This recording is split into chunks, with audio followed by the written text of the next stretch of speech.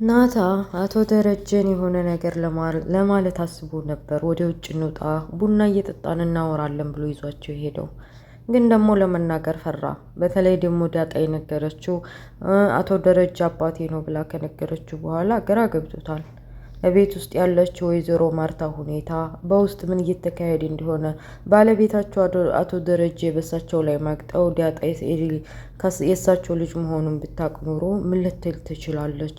እማዬ እኮ ጥሩ ሰው ናት፣ ደግ ሰው ናት። ማለቴ ለትዳሯ በቃ ትዳሯን አክባሪ፣ ባሏን አክባሪ፣ ሰው አክባሪ ናት።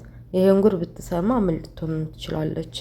አባዬንማ መጠየቅ አለብኝ ብሎ ነው መሰል ወደ ውጭ ቡናና ሻይ እንበል ብሎ የውስጣቸውን ሊያወሩ አስበው፣ ግን ደግሞ ናት አልቻለም። እንዴት ብዬ ከምኑ ጀምሬ እንትን እላለሁ እጠይቀዋለሁ ብሎ ነገሩን ቀይሶ አባዬ በቃ ወደ ቤት እንመለስ ተባብለው ወደ ቤት ተመልሰዋል።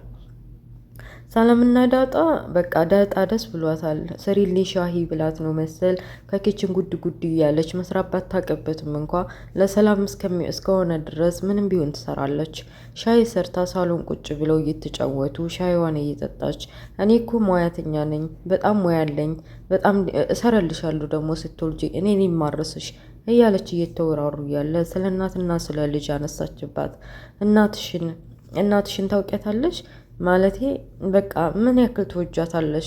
አትናፍቅሽም? እያለች በጥያቄ አፋጠጠቻት። በቃ ዳጣ የምታረገው ጠፋት። እናቴን በጣም ነው የምናፍቃት፣ ቀን በቀን ትናፍቀኛለች፣ ግን የት እንዳለች አላውቅም። በቃ ከህፃንነቴ ጀምሮ እስካሁን ድረስ የእናትነትን ትርጉም አላውቅም እና በቃ እናፍቃታለሁ ነው የምልሽ እያለች እንባ ተናነቃት። ሰላምም ምን ያክል ያው እናቷ መሆኗን በውስጧ ቢያምንም እንኳ አቶ ደረጃ ያስጠነቀቃትን ነገር ስለምታስታውስ በጭራሽ ፍንክት ሳትል ሆድ ያቀፈቻት። ልታጽናናትም ሞከረች፣ ግን ዳጣ ሆድ ብሷታል። እስካሁን ድረስ እናቷን አለማወቋ፣ በዛ ላይ ደግሞ ለእናትሽ ሳትጠይቅኝ በቃ በህይወት መኖሯንና ደህና መሆኗን ከነገርኩሽ ይበቃሻል ብሎ ስለነገራት አቶ ደረጀ አባቷ ሁለተኛ ላለማንሳት ስለናሱ አቶ ደረጀ ፊት ቃል ገብታለች እና አላነሳችም። ሰላምም አላስቻለትም። እንባዋን አወረደችና ሄዳ አቅፋ አባበለቻት። በቃሽ በሁለተኛ አላነሳብሽም፣ ስለ እናትሽ ሁለተኛ አላነሳም ብላ ዝም አረገቻት። ውጪ ወይዘሮ ማርታ አትክልታቸው በአረንጓዴ የሸበረቅ ነው እና ደረጀ ካሉ ደረጀ ከሌለ ደግሞ ናታ ከሌለ ደግሞ ወይዘሮ ማርታ ውሃ በማጠጣት እና ቆሻሻውን በመልቀም ይንከባከቡታል። እና ዛሬ ተረኛ ወይም ደግሞ ግቢ ውስጥ ያለው ማንም ስለሌለ ነው መሰል ወይዘሮ ማርታ ዞር ዞር እያሉ በቃ አካባቢውን ግቢውን ውሃ እያጠጡ ነው። ይቺ ነገር የማይጠፋ ልጃቸው አቢ ተብዬዋ መጣችና ልታማከራቸው የሚሆን ብቻ የምትለኝ ልስማ በሚል ሰበብ ስለ ናታን አነሳች። ዳጣንንና ሰላምንም መተችት ጀመረች። እናት እንደመሆናቸው መጠን በቃ እሷ ልጅ ምን ይሻላታል? ምን ባድረግ ነው የሚሻለኝ? ይቺ ሴትዮ እንደው በምን ሁኔታ ነው እንደውን አንቺን የሰጠኝ እያሉ ፈጣሪን እስከ ማማረር ድረስ ምን ፈልገሽ ነው የመጣሽው? እስኪያሁን ስለ ናታንዋ እማዬ ምንም መፍረስ ሳይሰማት ምንም እናቷን ሳታፈር እንዴት ነው አባዬን የጠበሽው ብላ ጠየቀቻት። እንዴት እንደዚህ ተብሎ ይጠይቃል? እናትሽ መሆኔን ረሳሽው እንዴ? በዛ ላይ እንዴት ጠበሽው አይባልም። በእኛ ዘመን ጠበሳ የለም እና እንዴት አገኘሽው እንዴት አገባሽው ነው የሚባለው አለቻት። እሷም ነገሩን አስተካክላ እሺ እማዬ እንዴት አገባሽው አባዬን?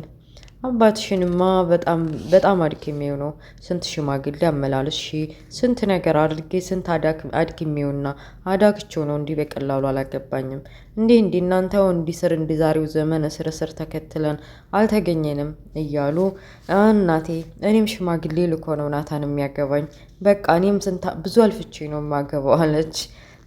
ዞር ብሎ ሲያያት አይደለ ሲጀመር እንኳን ሽማግሌ ልኮ ሊያገባት እና ስለ ናታ አነሳችና እማዬ ግን የናታ ነገር ካላፈቀረሽ አታስገድጁ። እሱም በሆነ ይሉኝታ ይዞ ነው እንጂ የሚወድሽ አይመስለኝም። ዝም ብለሽ ካልወደደሽ ህይወትሽን የራስሽን ህይወት ቀጥይ፣ በሰው ህይወት አትግቢ እያሉ ሲመክሯት እሷ ረረዲብን ብላ ይሄማ በጭራሽ አይሆንም። ይልቅ እማዬ ለምን በሌላ መንገድ ያላጠምደውም ማለቴ አብሬው ተኝቼ ካረገዝኩ በኋላ እና ከወለድኩ በኋላ እኮ አይፈታኝም ያገባኛል ብላ አሰበች። እናቷ እንዲፍር ብላ ይሄን ነገር ስታማክራቸው አንቺ ጤነኛ አይደለሽም እንዴ? እንዴት ብለሽ ነው ዲፍረሽ አብረሽው ተኝተሽ ልጅ ወልደሽ ወንድ ልጅ ካላፈቀረና ካልወለደ ልጅም ቢወለድም አያገባሽም። ደግሞ በዛሬው ዘመን እንኳን አይደለም ልጅ ኑሮሽ ልጅ ያላትን ሴት ማን ነው እስቲ በማን ዘመን የሚያገባው? ስለዚህ ስርዓትሽን ይዘሽ ሰብስበሽ ብትኖሪ ነው የሚሻልሽ። አለበለዚያ የማትወጪበት መቀመቅ ነው የሚገቢው ብለው ዝም አሏት። በመሀልም የዲያጣና የሰላም መቀራረብ በተለይ ደግሞ ሰላም መውለጃ ሰዓት እየደረሰ ስለሆነ ከአክስቴ ጋር ሂጅ ይታረሳለሁኝ እወጣለሁ ብላ ስትነግራት በቃ እምነት እምዬ ደስ ይላል፣ ግን እማዬ ከዚህ ከቤት እንዲህ በቀላሉ የምትወጣ አልፈቅድላትም። ቢያንስ ያረገዘችውን ልጅ ዲኤንኤ ምርመራ አስመርምሬ ልጁ ማን እንደሆን ማወቅ አለብን ብላ ስትናገር ወይዘሮ ማርታ ተናደው በልጃቸው ሁኔታ አትክልት በሚያጠጡበት ውሃላዋ ላይ እየደፉ አባረሯት። እሷም አምልጣ ቤት ገባች። አቶ ደረጀ ግራ ገብቷቸዋል። ምን ማድረግ እንዳለባቸው አያውቅም። መኪና ላይ ከስራ ሲመለሱ ከባለቤታቸው ከወይዘሮ ማርታ ጋር በቃ ስለ አንዳንድ ወሬ እያወሩ አይናቸውን በአይናቸው አድርገው ማየት ግራ ገብቷቸዋል። ስለምን ልንገራት? ስለ ዲያጣ ልንገራት ወይስ ስለ ሰላም? ሰላም የዲያጣ እናት መሆኗን ልንገራት?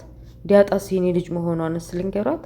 ደግሞ ትሞትብኛለች። እሷ እኮ ጥሩ ሰው ናት፣ እኔ በጭራሽ የምገባት ሰው አይደለሁም እያሉ ማርቲ እኔ የምገባሽ ሰው አይደለሁም፣ በቃ ለትዳርሽ መሆን እኔ እንጃ በጣም ከባድ ነው፣ አንቺ ጥሩ ሰው ነሽ፣ ደግ ሰው ነሽ ምናምን እያሉ ሲያመጋግሱ ወይዘሮ ማርታ ግራ ገባቸው። ምንም ችግርና መከራ ቢመጣብንም ተወያይተን እንፈተዋለን። ምን ሆነ ነው ደግሞ ዛሬ እንደዚህ ላንቺ አልገባሽ የምትለኝ? አልገባኝም፣ ችግር አለ እንዴ ብለው አፋጥጡት።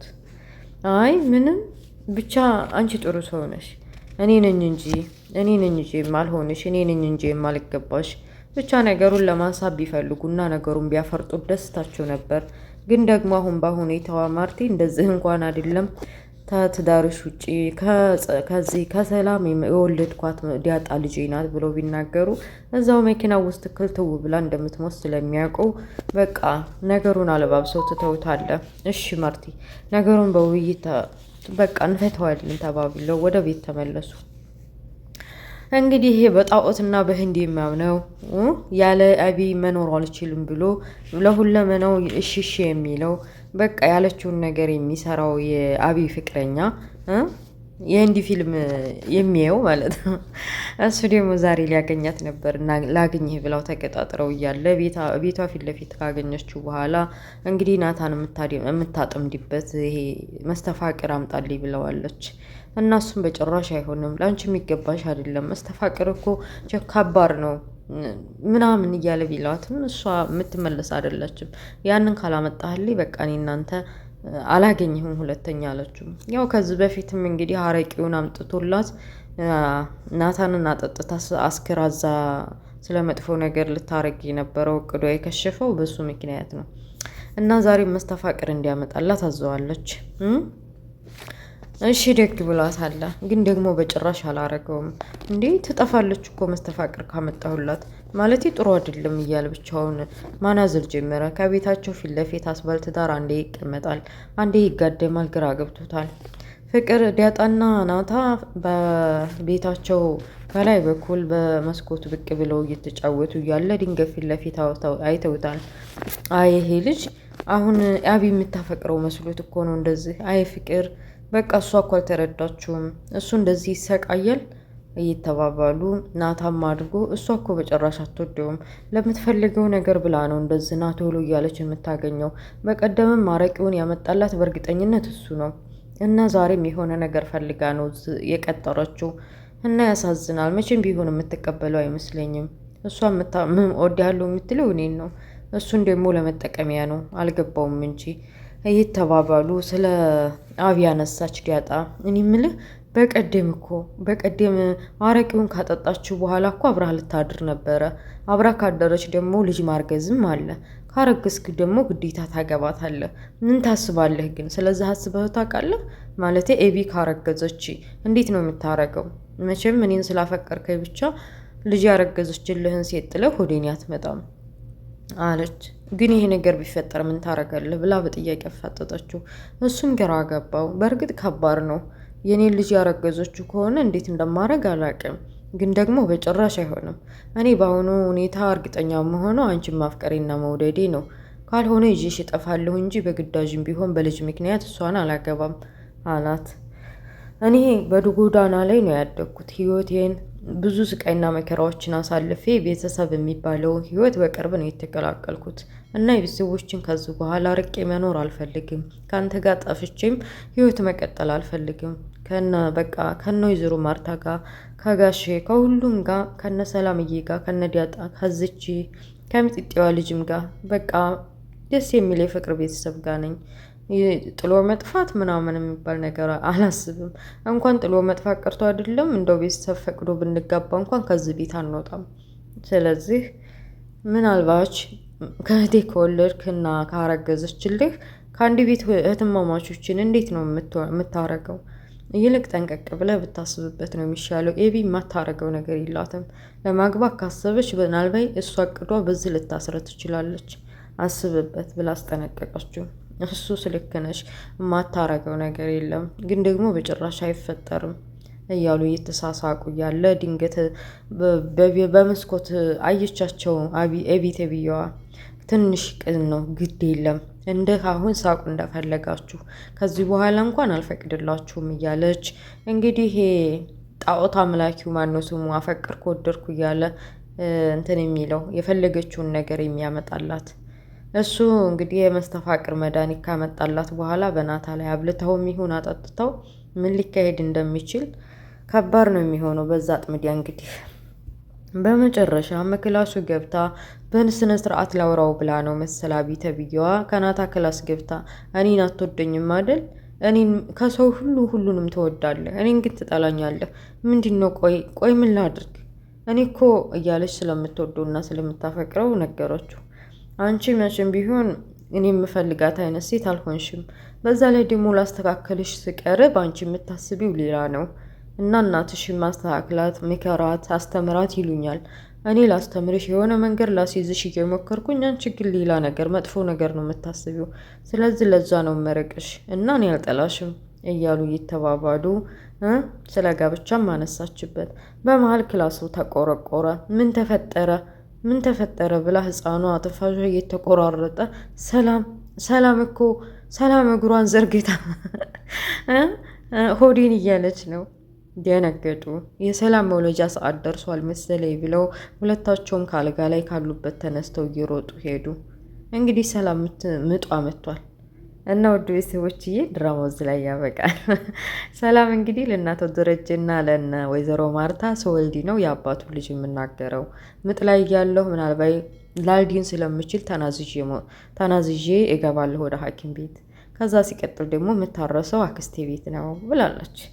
እና ምን ይሻላል ትናገራለች አቶ ደረጀ ልጅ መሆኑን ወቸው ጉድ እና ውድ ቤተሰቦችዬ የዳጣ ድራማ ደስ የሚል ድራማ ነው። ከምሳሌ ድራማ ተሽሎ ተገኝቷል እና ይመቻችሁ እያልን የዛሬን ድራማ ይሄን ይመስላል። ስለነበረ ቆይታ ከልብ አመሰግናለሁ። በሌላው ፓርት እስከምንገናኝ መልካም ሁሉ እመኝላችኋለሁ። ላይክ፣ ሼር፣ ሰብስክራይብ ማድረጋችሁ እንዳትረሱ። ሰላም አለይኩም ወራህመቱላሂ ወበረካቱ። ባይ ባይ። ቻው